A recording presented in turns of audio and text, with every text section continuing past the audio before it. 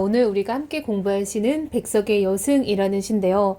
이 시는 고등부에서 공부를 하면서 굉장히 많이 접하게 되는 시 중에 하나예요. 그래서 우리 친구들이 거의 꼭 한 번쯤은 보게 되는 시니까 이거를 지금 잘 배워두면 좀 의미가 있겠죠. 자, 여러분 일단 제목에서 드러나는 것처럼 이 시는 글감이 여승이에요.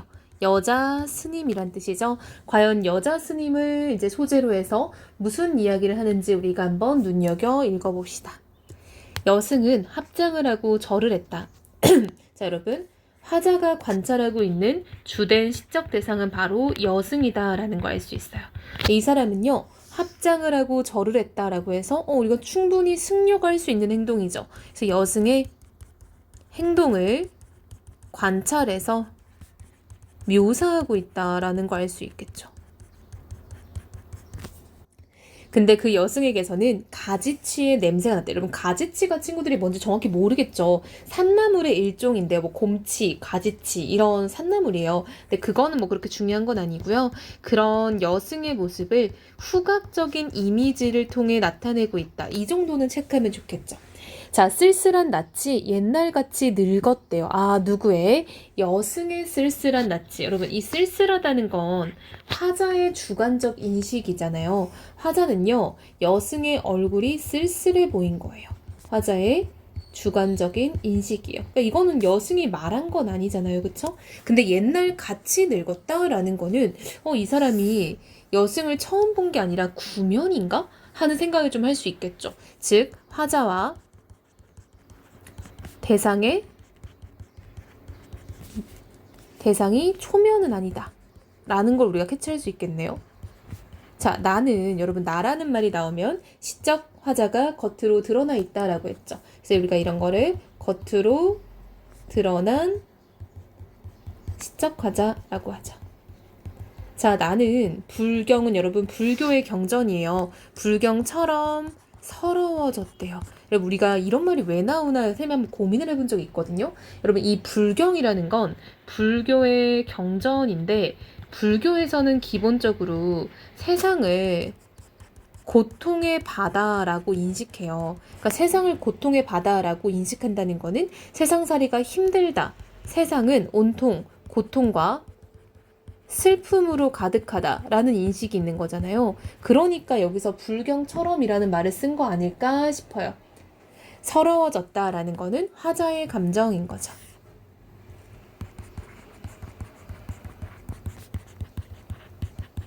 를 직접적으로 제시했죠, 여러분. 서럽다라고. 평안도의 어느 산 깊은 금전판. 나는 파리한 여인에게서 옥수수를 샀다. 여러분 갑자기요. 어떤 여인 이야기로 넘어갔어요. 그쵸? 평안도의 어느 산 깊은 금전판이라는 건 여러분 금광이에요. 금광. 그 금광 근처에서 옥수수를 팔고 있는 어떤 여인에게서 이 사람은 옥수수를 산 기억이 있대요. 이거 여러분 과거의 경험인 거죠. 여인은 나 어린 딸을, 여러분 이 나라는 말은요 나이예요. 나이가 어린 딸아이를 때리며 가을밤 같이 차게 울고 있었대요. 여러분 그 당시에 옥수수를 팔던 그 여자는요 딸아이를 때리면서 울고 있었다는 거는 그 여인의 정서가 운다니까 여러분 가장 기본적으로 슬픔으로 해석할 수 있겠죠. 슬프다라는 거 알 수 있겠죠. 자, 여러분 가을밤 가치는 직유법인데요. 여기서 우리가 좀 주목해야 될 부분이 있어요. 차게 울었다라는 부분이거든요. 자, 여러분 이게 좀 어렵지만 한번 잘 들어봐요. 자, 여러분 차게 울었다라는 게 뭐냐? 일단 결론부터 얘기하면은 이런 걸 우리가 감정의 대위법이라고 해요. 자, 대위법이라는 건 뭐냐? 이거 원래 음악 용어예요. 그래서 음악 용어에서 유래한 건데요. 그 대위법이라는 거는 음악에서, 악곡에서 완전 상관없는 두 어떤 그런 흐름을 병치시켜 놓는 거를 대위법이라고 하거든요. 그래서 뭔가 무관해 보이는 것을 짝지어 놓은 게 대위법이에요. 그러니까 여기서도 지금 어떻게 대위법이 쓰이고 있냐면, 자, 옮겨 적어서 좀 더 풀이를 해볼게요. 차게, 울었다 라고 얘기를 하고 있는데, 자, 여러분, 차다는 건 감각이죠. 그쵸? 얘는 촉각적인 감각이에요. 울었다는요, 감정이죠. 자, 여러분, 감각과 감정은 사실 무관하잖아요. 그래서 무관한 감각과 감정을 병치시켰다. 이게 바로 대입법입니다. 서로 상관이 없어 보이는 감각 그리고 감정을 병치시킴으로써 뭔가 감정의 무게가 쏠리기보다는 절제시키는 효과가 있다라는 거야. 자, 여러분 이게 굉장히 중요한 건데요. 친구들이 이 부분이 잘 이해가 안 가는 거야. 왜 이게 감정의 절제냐고. 자, 여러분 보세요. 우리가 여기를 한번 가려볼게요. 울었다만 있으면 울었구나는 슬픔이라는 감정에 딱 꽂히죠. 근데 앞에가 차게 울었다라고 하면은 울었다의 눈이 가요? 차게의 눈이 가요? 아니면 둘 다 눈에 가요?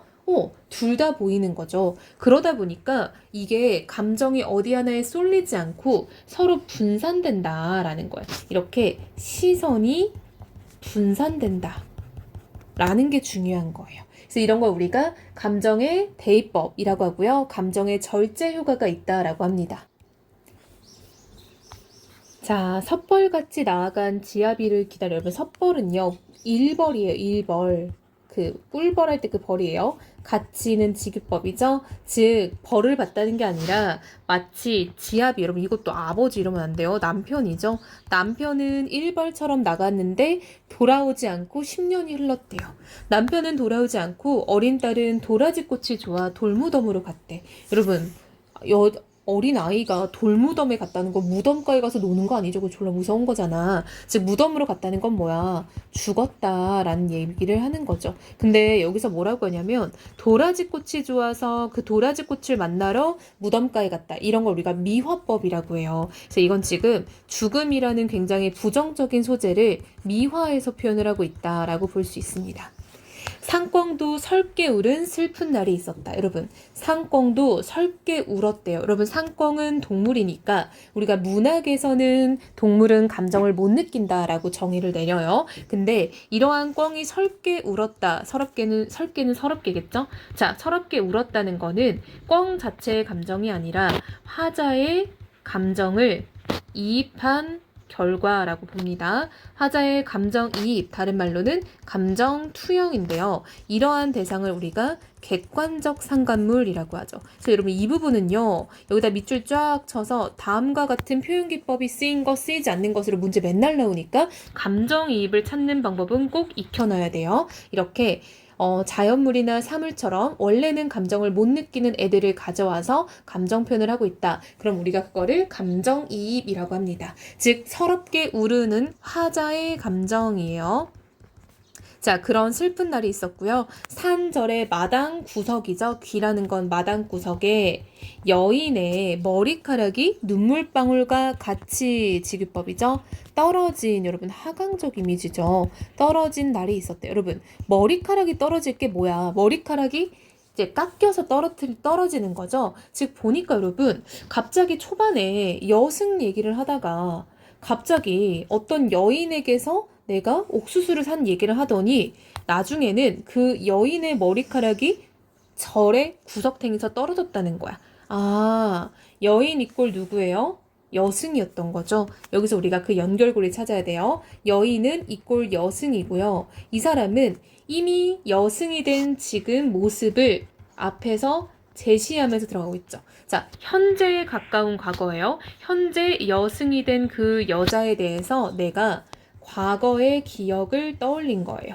그래서 이거는 여승이 되기 전에 여인의 삶을 내가 본 어느 날인 거죠. 그럼 여러분 여길 보니까 지금은 오히려 여승이 됐는데 여승이 되기 전에 어느 시점을 생각하는 걸 보니 이런 걸 우리가 뭐라고 해요? 시간이 거슬러 올라간 거죠. 즉 이런 걸 우리가 시간의 역전이라고 하고요. 구성상으로는 역순행적 구성이라고 하죠. 그래서 이 작품은 역순행적 구성을 가지고 있다라는 거 알 수 있겠네요. 자, 이 작품은 역순행적 구성을 취하고 있다. 시간을 거슬러 올라가는 게 있죠. 자, 여러분 주제는 뭐겠어요? 그쵸?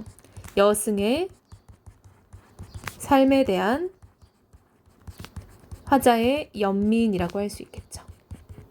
이런 표현기법 되게 많이 쓰인 거 보이죠? 뭐 후각적인 심상, 직유법 이런 것들도 많이 쓰여졌고요.